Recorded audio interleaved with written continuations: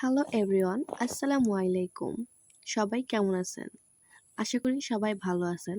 আপনাদের আমাদের গ্রামে আলু বিখ্যাত। আজ আমরা দেখাবো। প্রথমে আমরা আলুটা ছিলে নিয়েছি, তারপর পিচ পিচ করে কেটে নিয়েছি। সাইজটা একটু লম্বা আকৃতির হবে। আমাদের ঘরে এই রেসিপিটা বানালে সবাই অনেক পছন্দ করে, তাই আমরা 7টা আলু নিয়ে।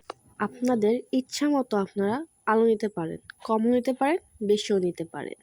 দেখেন আলুগুলো আমাদের কাটা শেষ, পিস পিস করে কেটে নিয়েছি। তারপর আমরা এটা ভালো করে ধুবো। এই রেসিপিটা অনেকেই ভাপ দিয়েও নেয়, অনেকে ভাপ ছাড়াও বানায়। আজ কিন্তু আমরা ট্রাই করেছি ভাপ ছাড়া। আপনারা চাইলেও ভাপ দিয়েও নিতে পারে। আলুটা ধোয়া শেষ হলে আমরা ময়দা নিয়ে নেব। ময়দা নেওয়ার পরে আমরা হলুদ গুঁড়া, পরিমাণ মতো মরিচ গুঁড়া নিয়ে নেব। যে যেরকম ঝাল খাবেন সে সেরকমই ঝাল নেবেন, পরিমাণ মতো ঝাল নেবেন। তারপর আমরা লবণ নিয়ে নিলাম। তারপর আমরা অল্প একটু ম্যাগি মশলা দিয়ে দিলাম। আপনারা চাইলে দিতেও পারেন, আবার স্কিপও করতে পারেন। তারপর একটু তেল দেব। তেল দেওয়ার পরে আমরা একটা ডিম ভেঙে দিয়ে দেব।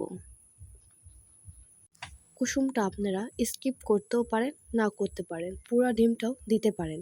ডিম দেওয়ার পরে আমরা আলুটা ভালো করে মাখিয়ে নেব। তারপর আমরা এটা 10 মিনিটের জন্য ঢাকনা দিয়ে ঢেকে রেখে দেব, কারণ এটা আমরা ভাপ দেইনি। ভাপ না দেওয়ার কারণে এটা আমাদের 10 মিনিট আলাদাভাবে রেখে দিতে হবে। তারপর আমরা তেল গরম করে নেব। তেল গরম হওয়ার পরে আলুগুলা আমরা দিয়ে দেব। আলুগুলো বাদামি কালার হয়ে আসলে আমরা উঠিয়ে নেব। এই তো হয়ে গেল আমাদের ফ্রেঞ্চ ফ্রাই। এটা বিকালের নাস্তা হিসেবে আপনারা খেতে পারেন।